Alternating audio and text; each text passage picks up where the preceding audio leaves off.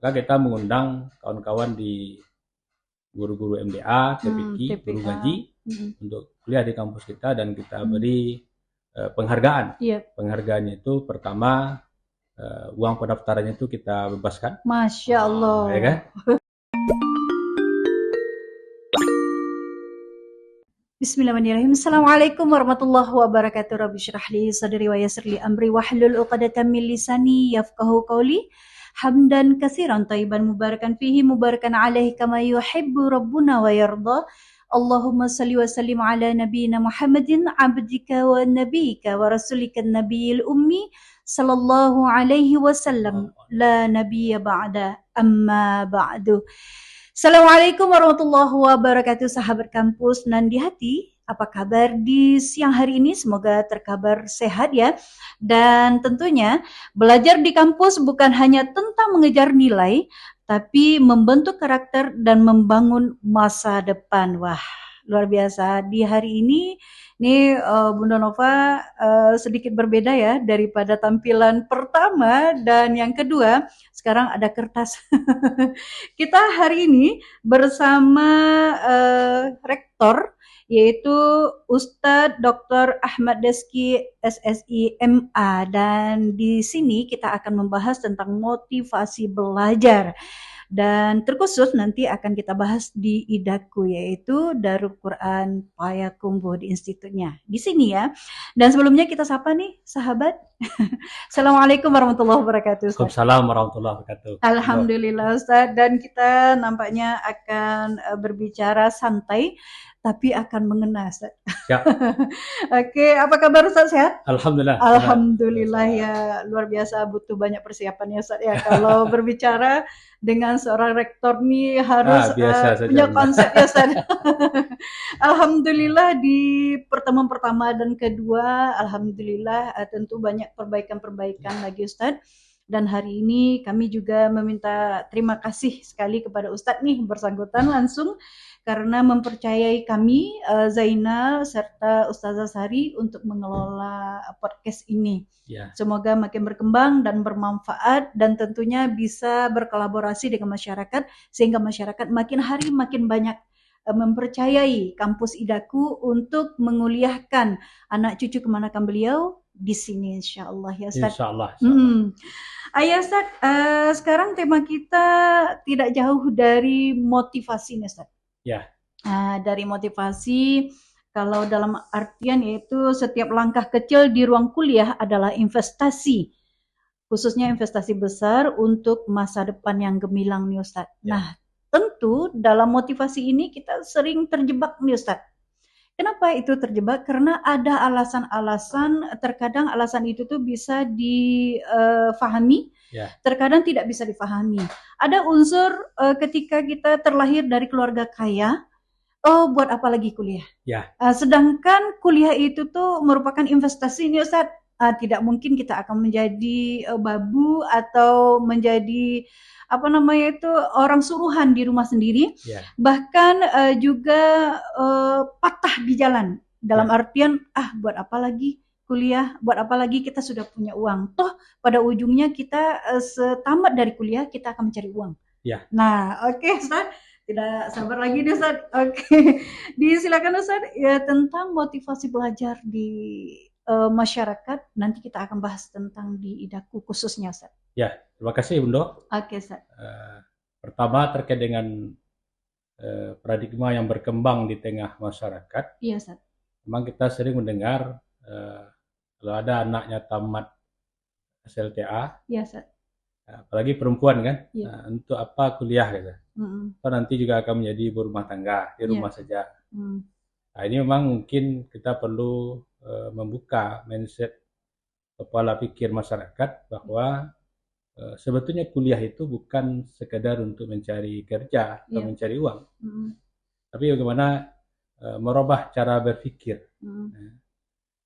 Mungkin kita nanti akan bertemu ya dengan suatu masa di mana ibu rumah tangga itu menjadi sebuah profesi, bukan sebagai sebuah kalau dulu itu kan ibu rumah tangga itu kan dianggap tidak sebuah profesi itu. Nah, sebetulnya ibu rumah tangga itu punya peran yang luar biasa dalam mendidik anak. Maka rumah tangga itu kan ibaratnya sekolah atau madrasah. Nah, di situ ada orang tua, ayah, dan ada ibu. Nah, bisa kita bayangkan, Bunda, kalau seandainya ayahnya itu sarjana, ibunya sarjana, nah tentu pola pendidikan ke anaknya jauh lebih hebat, lebih dahsyat. Nah, kalau kita dulu mungkin orang tua kita hanya tamatan SLTA, kan, aja tamatan SMP, tapi alhamdulillah inilah hasil kita hari. Tapi kalau untuk generasi berikutnya, orang tua itu sarjana minimal, tentu akan menghasilkan generasi yang lebih unggul lagi gitu. Nah, mungkin kalau orang tua yang sarjana, mudah-mudahan anak bisa doktor gitu kan. Nah, bisa doktor atau menempuh pendidikan yang tertinggi. Nah, satu. Jadi ke depan itu pendidikan ya, mungkin tidak lagi orientasinya hanya sekedar mencari uang, tapi bagaimana di dalam keluarga-keluarga di tengah masyarakat itu bisa berperan aktif dalam mendidik generasi-generasi masa depan. Ya. Karena memang tantangan ke depan itu jauh lebih berat dibandingkan dengan masa-masa lalu gitu kan. Kalau masa kita yang mungkin pulang sekolah kita ke sawah atau ke ladang atau mungkin kita mengaluan kebau nah, gitu kan. Nah, kalau hari ini tentang luar biasa, di mana anak-anak kita dimanjakan dengan berbagai fasilitas yang itu mungkin bisa salah kaprah juga itu, seperti handphone gitu kan.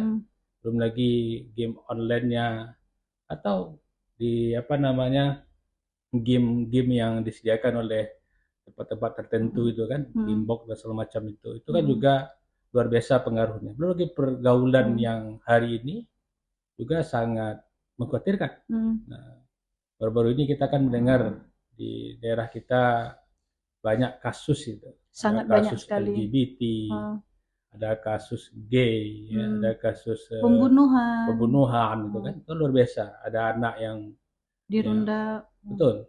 Jadi tentu ini tantangan yang sangat berat ya di masa akan datang, dan butuh itu orang-orang yang terpendidik lah, yang memiliki pendidikan tinggi. Maka kalau dulu misalkan paradigmanya cukup tamat SLTA, hari ini tidak mungkin lagi, harus tamat S1. Harus. Nah, kemudian yang kedua, mungkin juga ada perkembangan masyarakat itu terkait dengan ekonomi. Nah, kuliah itu mahal. Itu Bunda. Kuliah itu mahal.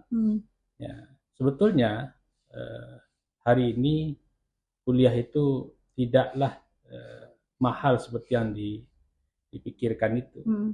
Bahkan hari ini kalau kita lihat di lembaga pendidikan, di TK, SD, SMP, ada PAUD, justru lebih tinggi dibandingkan dengan kampus. Nah, kita mungkin mendengar ada misalkan satu bulannya 300.000, ada 350.000, kan? Ada sampai 400-an itu. Tingkat PAUD ya kan. Nah, ada 800. Ada 800 gitu kan. Nah, jadi sebetulnya cara berpikir saja yang mungkin perlu diluruskan gitu kan. Nah, kalau hari ini misalkan kuliah dengan SPP misalkan ya 1.500.000, itu per bulannya hanya 250.000. Bisa diansur ya, Ustaz? Bisa diansur. Nah, seperti di kampus kita ini kan. Kampus kita, Institut Darul Quran Payakumbuh ini kan termasuk kampus yang terbilang murah. Terbilang murah gitu kan. Kita di kampus hanya 250.000 per bulan. Itu sudah bisa kuliah.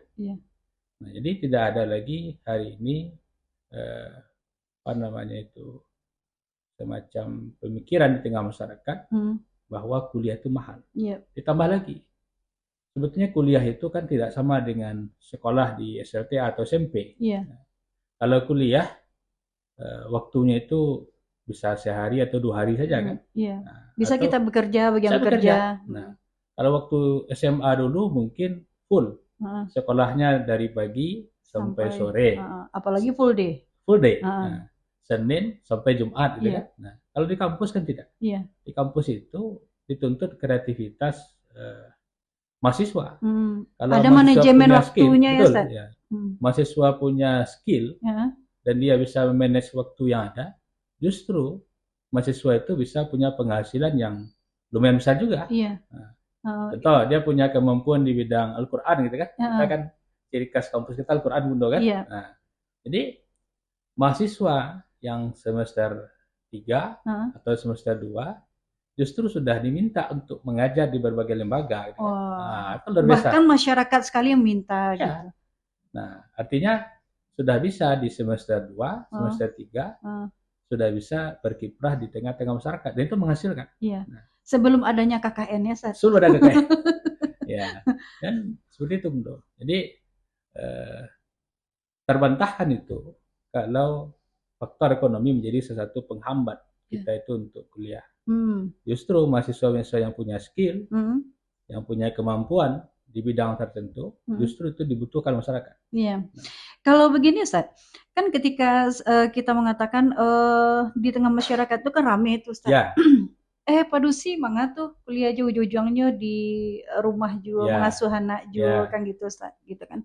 Dan ada satu hal yang paling mengganggu sekali nih, Ustadz, ketika orang tua mengatakan seperti itu dan si anak tidak mampu untuk menjelaskan. Pertama. Yang kedua, ketika sudah terjadi rumah tangga, hubungan rumah tangga itu tuh, Ustadz, dan si ibu yang tidak ada background pendidikan tadi, daripada anak menangis biarlah dikasih HP. Daripada anak menangis biarlah dikasih HP. Asalkan beliau antok, kata beliau. Itu tuh sebenarnya salah luar biasa salahnya gitu, Ustaz. Ujung-ujungnya nanti akan ada terjadi temperamen antara anak, ada terjadi KDRT, yang lain sebagainya gitu ya. Jadi keberadaan kita yaitu kampus Idaku ini, Institut Darul Quran Payakumbuh ini memberikan fasilitas bahkan mewadahi, ya Ustaz, bagi ibu-ibu, bapak-bapak, rumah tangga, yang lain sebagainya. Bahkan tadi ada bapak-bapak kita yang sudah tua mendaftar, ya Ustaz. Itu ada peluang kita untuk berani mengatakan pendidikan itu wajib, ya Ustaz.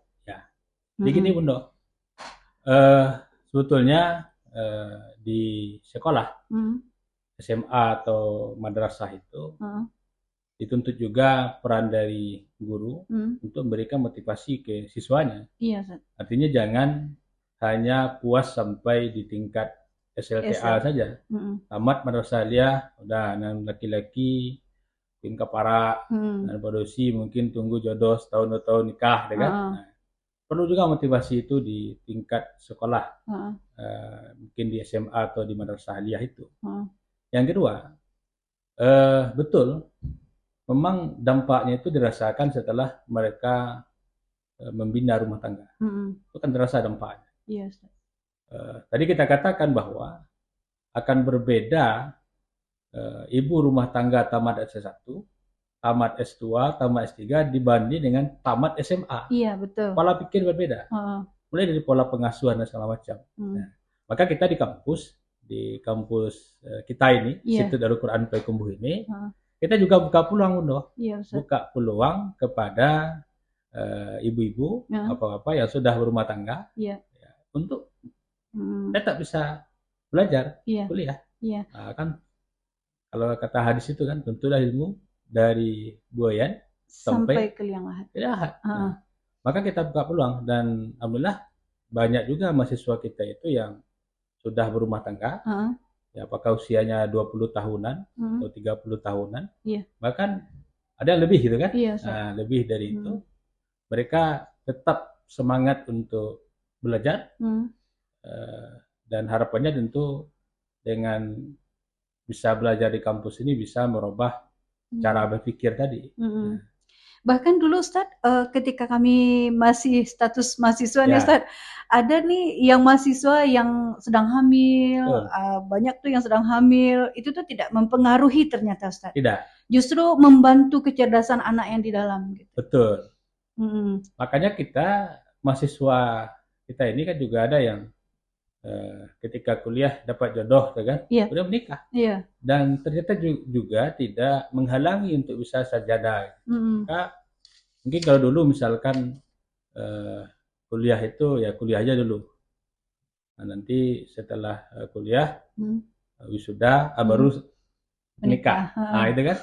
Nah, ternyata hari ini dari beberapa kasus yang kita lihat itu ada mahasiswa yang mungkin di semester 6, semester 7 dapat jodoh dan kemudian mereka menikah dan kuliahnya selesai juga gitu kan. Iya, alhamdulillah. Tidak mengganggu ya, Ustaz? Tidak mengganggu ya.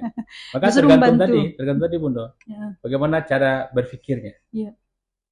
Motivasinya itu apa gitu. Nah, kalau cara berpikirnya kuliah itu dalam rangka untuk menuntut ilmu, bukan untuk mencari kerja atau mencari uang, insya Allah mereka akan jalani dengan mudah. Tapi kalau orientasinya materi, itu mereka akan terbebani.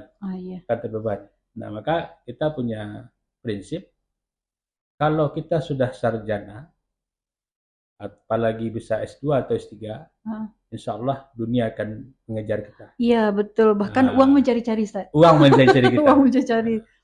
Tapi kalau mungkin tamatan SMP, SD atau SMA, diragukan, Ustaz. Diragukan. Ya walaupun banyak juga kasusnya, Bunda.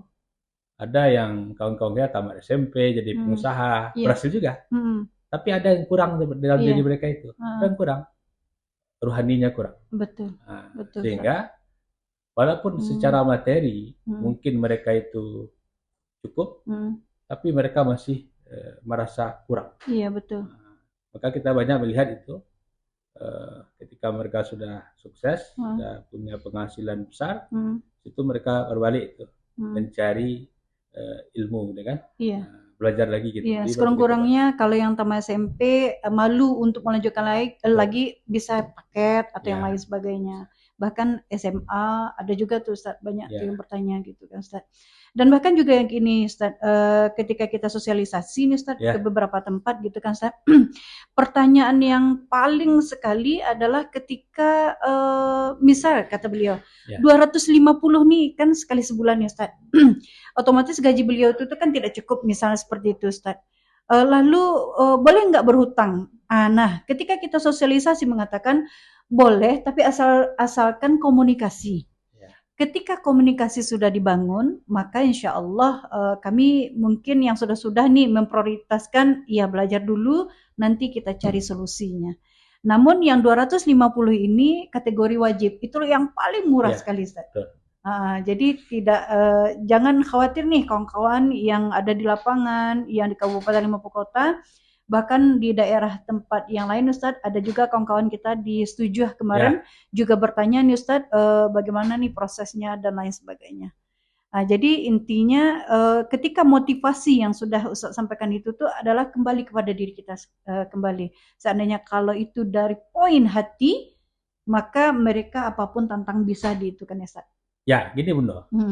Sebetulnya ketika kita sudah punya niat, kemudian kita berazam untuk melaksanakan niat itu, Allah akan berikan kemudahan.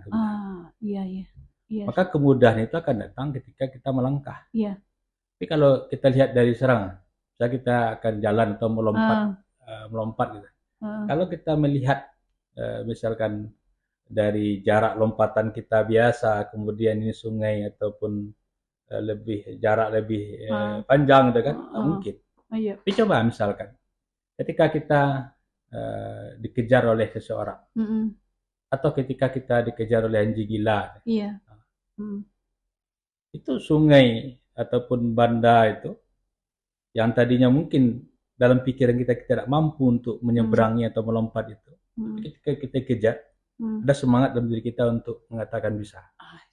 Itu kan? Iya, betul. Sehingga yang tadi mungkin menurut kita tidak bisa, ketika kita sudah punya dorong yang kuat dan kita katakan kita bisa, pasti kita sampai seberang. Berinding saya. Ya, maka gini, kalau ada orang misalkan yang di awal dia belum apa-apa, kemudian dia mengatakan tidak bisa, sebetulnya masih banyak potensi dirinya yang belum dia temukan. Iya, betul. Berarti otomatis kita harus keluar dari zona nyaman dulu. Betul, ya, Ustaz? Ketika seseorang dia tidak terbiasa keluar dari zona nyaman, biasanya dia tidak suka tantangan. Kalau dia suka tantangan, dia itu mematikan potensi yang ada dalam dirinya itu. Padahal kalau digali, luar biasa. Maka coba lihat di kampus kita, misalkan ada kemarin itu dari beberapa daerah, dan dari Sejunjung. Contoh itu mungkin tahun kemarin itu. Awalnya Bang agak merasa pesimis. datang ke Payakumbuh, kemudian mau tinggal di mana, bagaimana kehidupannya, keuangannya segala macam. Nah, tapi ternyata setelah 1 semester atau sekitar belum sampai setahun di Payakumbuh, ternyata dia udah nampak potensi dirinya dan dia bisa mengembangkannya, sehingga sekarang udah terpakai itu. Masya Allah. Di beberapa lembaga pendidikannya. Nah, artinya gini, jadi mungkin sebagian dari mungkin orang tua juga ya, rasa takut dan khawatir lebih tinggi. Ya. Takut putus di tengah jalan. Nah, maka kita sebetulnya yang paling dimunculkan pertama itu adalah kemauan. Kemauannya, Ustaz. Kalau sudah ada kemauan, pasang niat, silahkan berazam, jalan. Soalnya jadi. Luar biasa. Berarti Ustaz, yang Ustaz sampaikan tadi dari awal tadi, itu tuh sudah menjawab sebenarnya tantangan atau problematika yang ada di hati adik-adik kita yang tamatan SMA nih, yang lebih memilih stay atau duduk di kafe-kafe. Ingin kuliah, takut ndak ingin kuliah, bagaimana? Karena mereka harus hidup dan berkembang gitu kan, Ustaz. Jadi antara motivasi serta kiat-kiat serta sukses menempuh pendidikan itu tuh sebenarnya ketika kita jeli, apalagi ini medsos luar biasa nih Ustaz ya. Apalagi seandainya kalau kita itu tidak mau membaca, otomatis ya sampai di situ. Kalau tidak ingin mengetahui ya sampai di situ ya Ustaz. Ya. Jadi gini Bunda. Kalau dulu mungkin ada semacam pemikiran tengah masyarakat itu, kuliah itu di negeri. Kalau di swasta, pertama mahal. Yang kedua, ijazahnya mungkin dikeragui. Kan gitu ya. Tapi hari ini sebetulnya kuliah itu tidak lagi beda antara kampus negeri dan swasta, sudah sama. Dan pemerintah tidak membedakannya.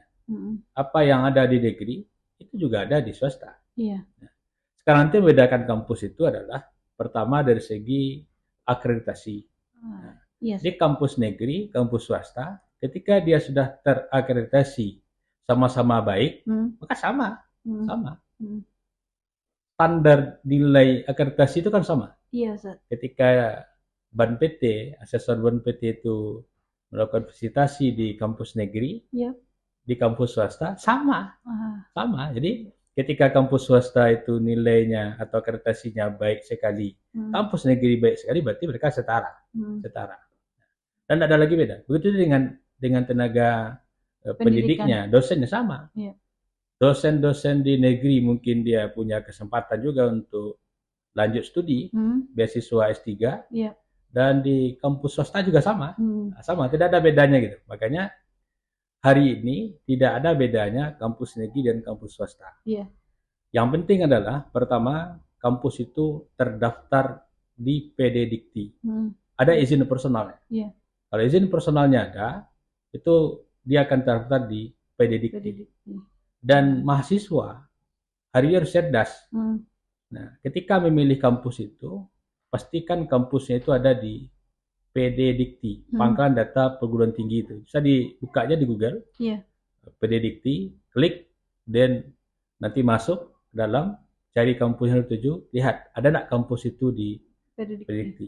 Nah, karena kalau kampus tidak ada di PD Dikti, maka ijazahnya sudah dipastikan kalau nanti dia dapat ijazah, sudah dipastikan ijazah tidak akan laku itu. Ijazah bodong itu. Nah, yang kedua, yang penting itu adalah akreditasi. Nah, akreditasi. Karena kampus yang tidak terakreditasi itu pasti tidak akan bisa hari ini mengeluarkan ijazah. Jadi kalau ada kampus dan dia tidak terakreditasi, kemudian dia wisuda, ya kan, wisuda, dan dia memberikan ijazah kepada mahasiswa, sudah bisa dipastikan ijazah palsu. Yang ketiga, bagi yang sudah daftar di perguruan tinggi, dia harus cermat juga. Coba cari datanya di PD Dikti itu, Pangkalan Data Perguruan Tinggi tadi. Adakah namanya di situ? Nah, kalau nama tidak terdaftar, maka siap-siap juga itu. Dia tidak akan bisa tamat di kampus itu, walaupun kampusnya tadi terdaftar kan, tapi mungkin kampus lalai atau apa, sehingga tidak terinput namanya. Iya. Maka juga tidak akan bisa wisuda. Kalaupun nanti wisuda dipaksakan oleh kampus kemudian diberi ijazah, sudah dipastikan ijazah tidak asli atau bodong ya. Berarti risikonya kita sebagai mahasiswa. Di hari ini bagi alumni perguruan tinggi yang tamat itu dia sudah bisa mengakses ijazah itu online. Wah, Masya Allah. Sekarang itu ada namanya penomoran ijazah nasional. Iya.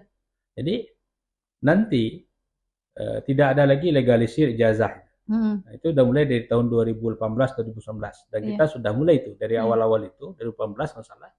Itu kita sudah memakai PIN itu penomoran ijazah nasional. Di saat kampus mungkin masih tahap sosialisasi segala macam, tapi kita sudah mulai itu. Sehingga ijazah angkatan pertama kita 2018 itu yang sudah mulai ada penomoran ijazah nasional tadi. Nah, dan ke depan itu para penerima kerja tidak lagi butuh legalisir. Jadi ketika ada ijazah masuk ke tempat mereka, mereka hanya melihat nomor aja tuh. Ada nggak nomor ijazahnya? Kalau ada, mereka bisa cek langsung itu ke web sivil ya. Cek di situ, nanti akan muncul betulkah dia itu alumni kampus itu atau tidak. Iya betul. Maka tidak ada lagi itu. Orang punya ijazah tapi masih dipertanyakan dia tamatan dari kampus itu. Iya, iya, nah, betul. Gitu, betul. Nah, jadi yang ketiga, yang berikut. Dulu ada istilahnya kuliah itu harus keluar. Jadi keluar daerah atau keluar provinsi atau sampai ke pulau seberang gitu kan. Nah, sebetulnya tidak ada beda hari ini. Dulu kenapa orang misalkan ingin kuliahnya di ibu kota? Atau ingin kuliahnya ke Jakarta atau ke Malang atau kemana gitu. Yang pertama, dulu mungkin beranggapan bahwa di situ buku-buku atau referensi cukup tersedia. Nah, kalau hari ini, dimanapun kita kuliah, itu buku-buku bisa kita akses. Digitalisasi. Kalaupun di kampus atau pustakanya belum tersedia, tapi banyak buku-buku digital yang bisa diambil, bahkan gratis. Hari ini Pustaka Nasional juga punya pustaka digital, yang mana kita bisa pinjam buku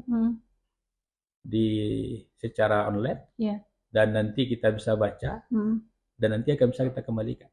Luar biasa. Tambah lagi, hari ini Bunda banyak aplikasi-aplikasi yang semacam maktabah samilah gitu ya. Ya intinya, kalau dulu misalkan kenapa harus ke ibu kota? Kalau jawaban dulu tuh karena di situ referensinya cukup. Itu terbantahkan hari ini. Nah, yang kedua, mungkin dari segi pengalaman. Nah, sebetulnya kuliah itu tergantung orangnya. Betul. Kalaupun dia kuliah di ibu kota, tapi dia di situ tidak melakukan apa-apa, lebih baik dia kuliah itu di daerah, tapi dia melakukan apa-apa. Betul. Kalau di ibu kota dia kuliahnya dari kos ke kampus, pulang, kampus ke kos lagi gitu kan. Nah, berarti dia tidak punya pengalaman apa-apa. Tidak ikut organisasi atau gimana gitu. Jauh lebih bagus mahasiswa di daerah yang dia itu bisa berkontribusi di daerahnya dan bisa aktif di berbagai organisasi. Ya ada beda lagi. Apalagi di Idaku selain kita mengaji bisa jadi ulama, bisa kaligrafi, bisa semuanya bisa sini insya Allah. Bisa. Makanya kampus kita di Institut Darul Quran ini memang kita itu akan membekali mahasiswa dengan berbagai skill yang itu bisa siap pakai. Contoh, ketika mahasiswa itu nanti belajar kaligrafi, kemudian itu ditekuninya, itu nilai jualnya tinggi. Atau yang kedua, ketika mahasiswa itu nanti punya kemampuan di bidang Al-Quran, irama, nagam, ya, kemudian dia punya hafalan, ya, itu dicari di mana-mana, cari kemana-mana. Banyak lembaga hari ini yang minta ke kampus kita tenaga untuk mengajar di tempat mereka, dan kita tidak mampu atau belum mampu untuk memenuhi semua. Masih banyak yang minta. Maka kita sangat berharap kepada mahasiswa kita terutama untuk meningkatkan kemampuannya ini, sehingga bisa berkontribusi lebih besar di tengah-tengah masyarakat. Dan bagi alumni SLTA, Jangan ragu. Iya. Jangan ragu. Ya mungkin hari ini potensinya belum nampak. Iya, betul. Masuk ke kampus, terutama di kampus kita ini, nanti kan digali oleh para dosen. Ketika potensinya sudah muncul dan itu diasah, dia sudah bisa diturunkan dan terjunkan ke lembaga-lembaga pendidikan atau ke masyarakat lah. Wah, luar biasa. Gitu benar ya. Dan begitu juga sedikit informasi nih Ustadz, sebagai alumni, alhamdulillah kita juga dinobatkan sebagai tokoh story impact Ustadz di Pustaka Nasional, Bung Hatta, dan atas nama sebagai peneliti Ustadz.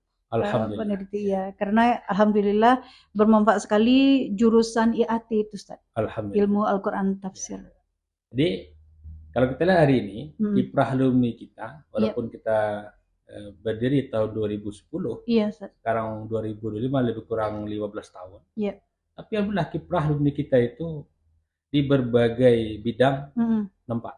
Alhamdulillah. Alumni kita ada yang PNS. Baik sebagai guru maupun di Kementerian Agama ataupun di tempat lain. Anggota dewan ya, Anggota dewan. Alumni kita juga ada anggota dewan. Alumni kita juga ada pengusaha. Lengkap gitu. Jadi kalau misalkan hari ini kita data alumni dulu kan Staida namanya. Alumni Staida itu bisa apa gitu kan? Ternyata terjawab. Dia bisa apa saja. Iya, betul. Bisa apa saja. Betul. Gitu kan. Dan berkaitan tentang masalah digital nih Ustaz, tantangan terbesar yang dihadapi oleh pelajar atau calon mahasiswa dan mahasiswa ke depannya di era digital ini apa nih Ustaz? Nah, sebetulnya pertama kita itu tidak bisa menutup diri dari proses digitalisasi. Karena memang di saat ini itu sesuatu yang sudah urgen. Nah, maka kita di kampus, alhamdulillah seluruh kegiatan perkuliahan itu terekam dalam sistem, namanya kan sistem e-kampus. Mulai dari absen mahasiswa sampai ke absen dosen, proses perkuliahan, tugas-tugas itu sudah terdokumentasi dalam bentuk digital. Dan kita juga sedang mengembangkan konsep untuk pembelajaran secara digital juga. Maka di dalam sistem e-kampus itu juga ada e-learning itu kan. Dan juga nanti kita akan memperkuat sistem itu dengan yang lain, sehingga ke depan itu seluruh kegiatan yang ada di kampus itu sudah bisa berbasis digital.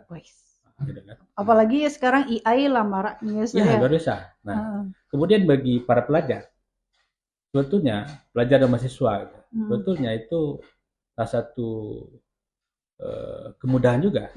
Ketika mereka menguasai produk digital itu, justru akan memudahkan mereka dalam kuliah atau dalam belajar.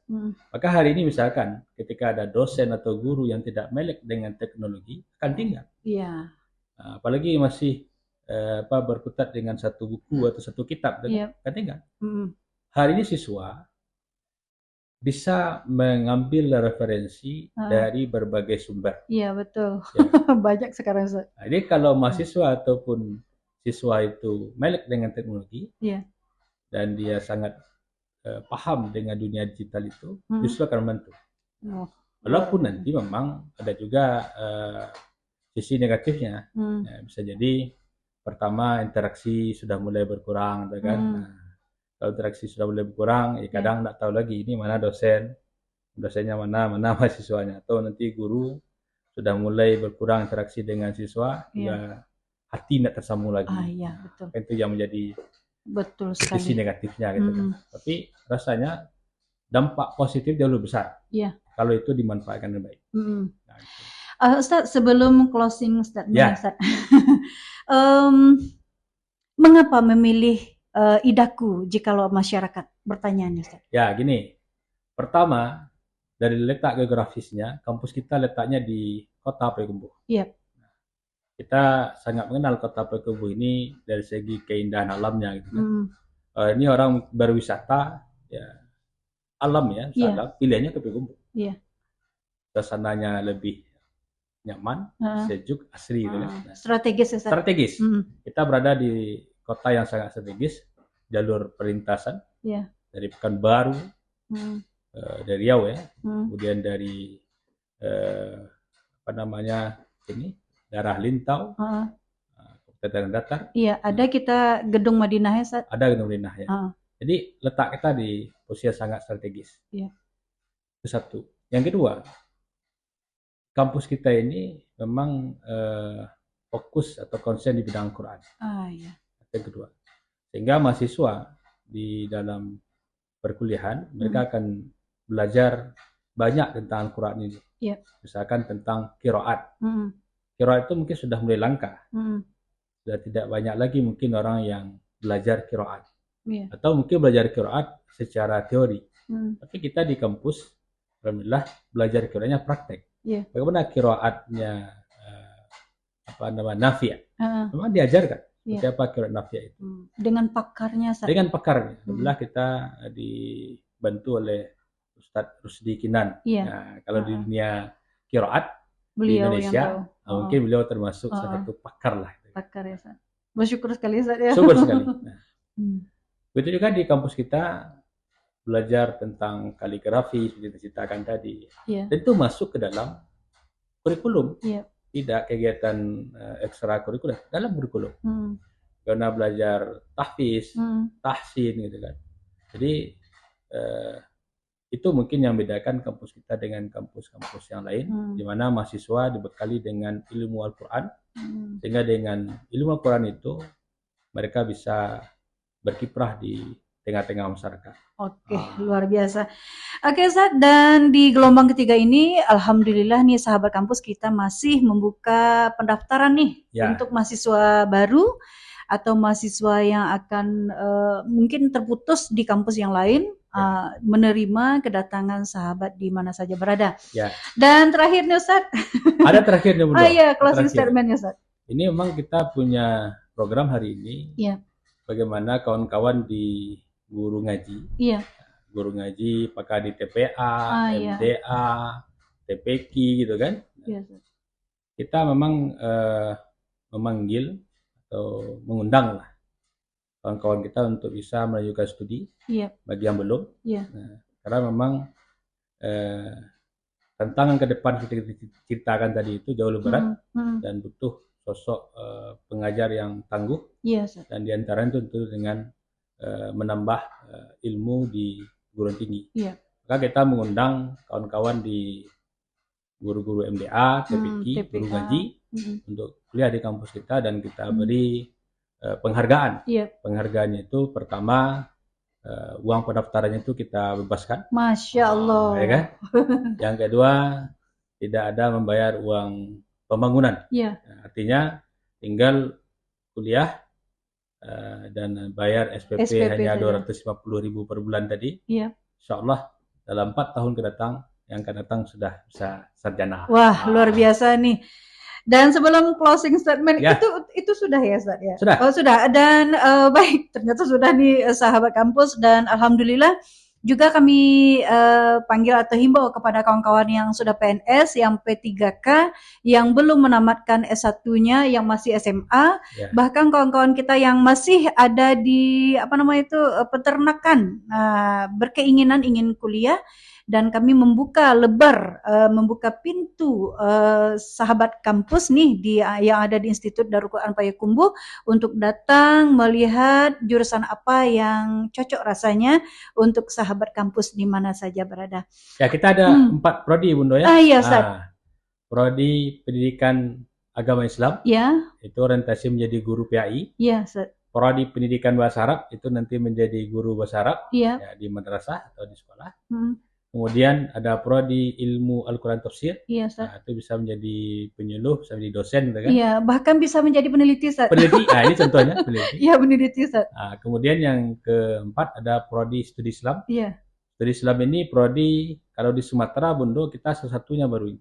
Yang swasta, Ustaz. Yang swasta. Masya Allah. Kalau di Sumatera Barat kita satu-satunya yang S1. Wah, ini luar biasa nih. Di kampus lain yang mungkin belum ada. Iya, Ustaz. Yang ada di prodi pasca ya, yep. S2 atau S3. Kita S1. Jadi kalau Indonesia itu nggak salah program studi Islam ini hanya baru ada di 3 kampus. Iya, Ustaz. Satu di Jogja kalau salah, yang kedua itu di Medan, dan kita yang ketiga. Wah, selain dekat, semakin digali nih semua jurusan, semakin menarik nih sahabat kampus. Ya. Oke.